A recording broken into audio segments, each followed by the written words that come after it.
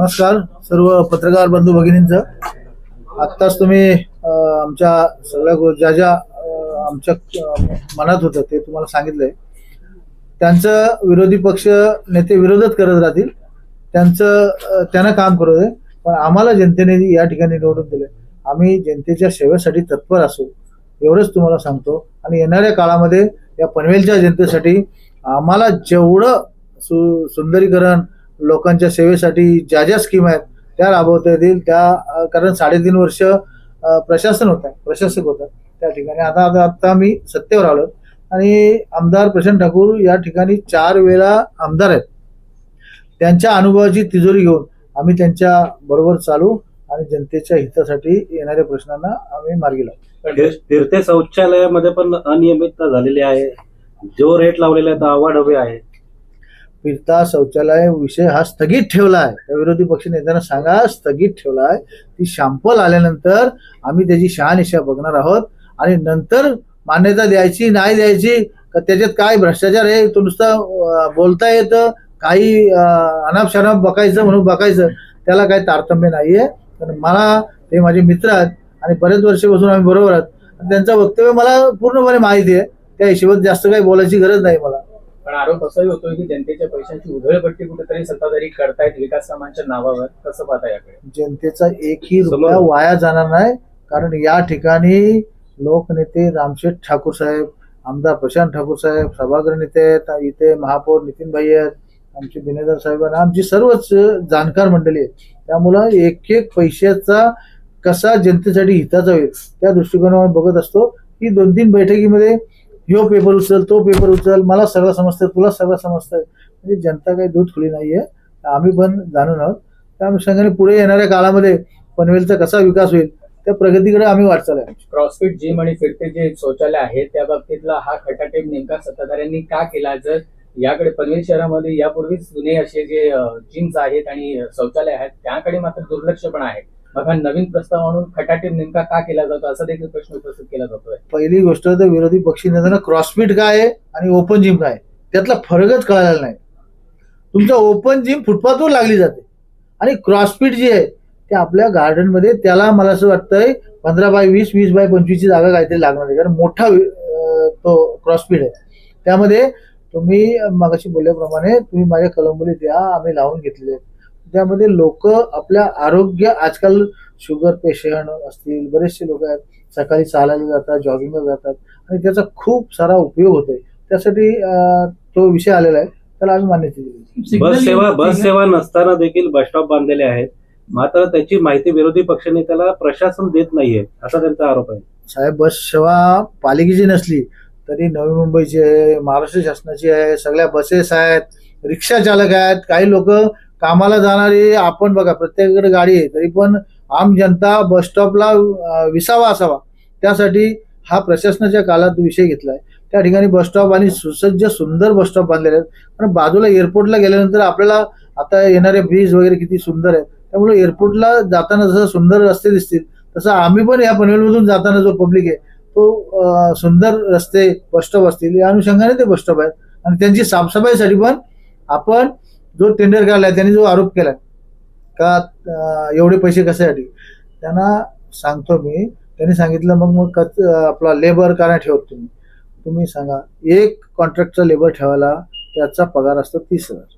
असे आपले बांधलेत 50 जर कामगार केले तर महिन्याला किती झाले? 30 प्रमाणे 15 लाख झाले. तर आपण मात्र 3 लाख रुपयामध्ये 57 बस स्टॉप साफसफाई करून घेतो.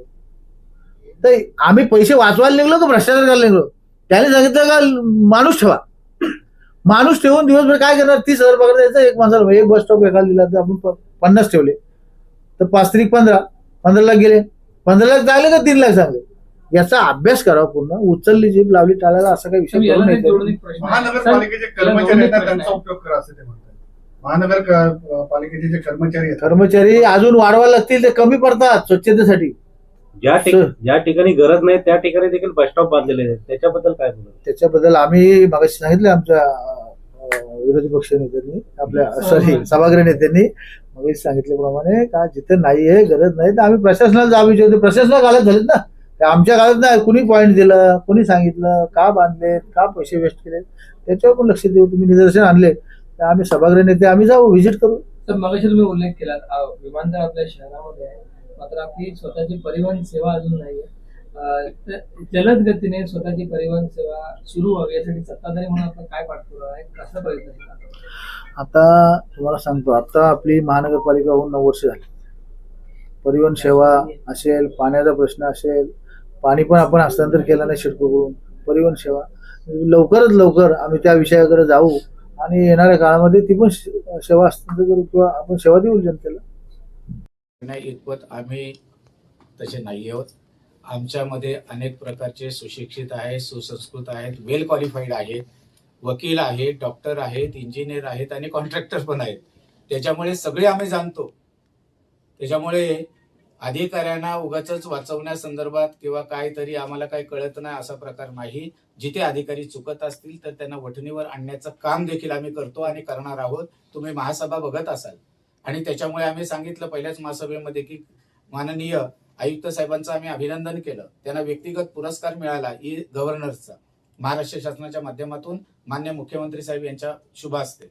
तरी देखील त्यांचा भर महासभेमध्ये आम्ही सत्कार केला आणि त्याच वेळेला सांगितलं की 4-5 अधिकारी आम्हाला समजून म्हणजे कळतायत, साधारणतः जाणवतंय की यांच्या कामामध्ये कामचुकारपणा आहे. त्याच्यामुळे आम्ही पहिल्याच सभेमध्ये सभागृह नेता या नात्याने सांगितलं की 4-5 अधिकारी आमच्या रडारवर आहेत आणि ते जे कामचुकारपणा करतायत ते पाठीशी त्यांना घालणार नाही.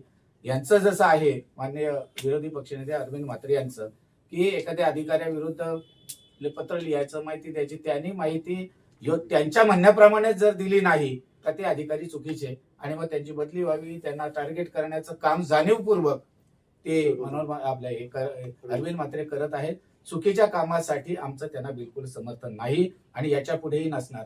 चांगलं जर असेल तर त्यांना निश्चितपणाने समर्थन देऊ. आपल्याला या संदर्भातलं एक उदाहरण सांगतो. या पत्रकार परिषदेच्या अनुषंगाने एका बाजूला झोपडपट्टीमध्ये जाऊन सांगतात की आम्ही झोपडपट्टी बांधवांच्या पाठीशी आहोत आणि ज्या वेळेला मुद्दा खरोखर त्यांच्या हिताचा येतो त्यावेळेला विरोध करतात. ही दुपट्टीपणाची भूमिका आपण आताच्या सभेमध्ये महासभेमध्ये आपण पाहिली. दिव्यांग लोक आपला कुष्ठरुग्ण आहेत. कुष्ठरुग्ण लोकांना समाजाने एका भीतीमुळे त्यांना बाजूला ठेवलेलं आहे, गैरसमजुतीमुळे.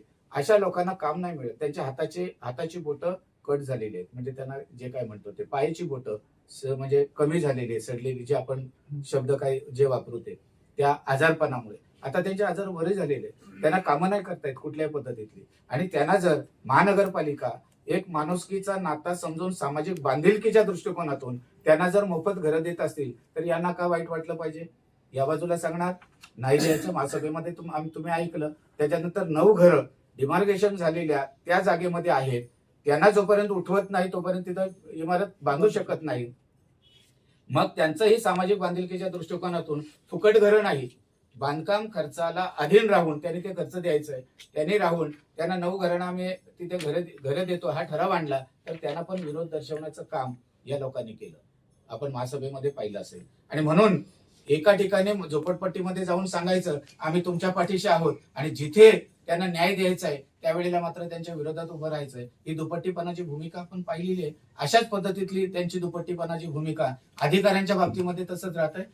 जायचं आणि आम्ही तुमच्या सोबत आहोत आणि मागच्या बाजूला उंगली करायची, अशा पद्धतीतलं काम फक्त ही लोक विरोधी पक्षांची बसलेली आहेत ती करतायत. आणि जनतेच्या पनवेलमधील जनतेचे मनपूर्वक आभार व्यक्त करतो की भारतीय जनता पक्ष, शिवसेना, राष्ट्रवादीच्या नेते मंडळींनी विश्वास ठेवून या उमेदवारांना थम्पिंग मेजॉरिटीनं या ठिकाणी अधिकार प्राप्त केलेला आहे आणि याच कारणामुळे त्यांना अल्पमतात त्या ठिकाणी बसावं लागतं.